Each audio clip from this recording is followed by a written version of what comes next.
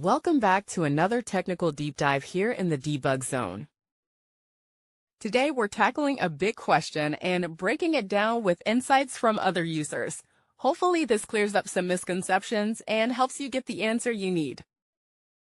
So buckle up, stay a little curious, and let's jump right in.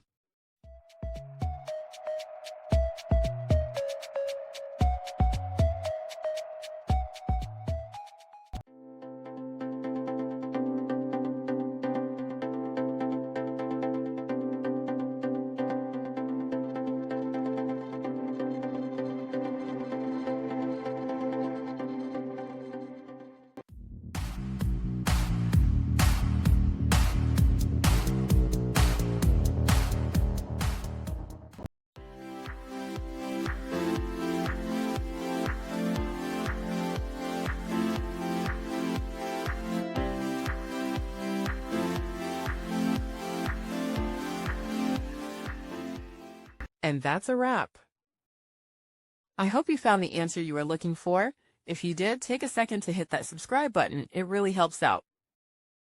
And let me know in the comments which solution worked best for you. See you next time in the debug zone.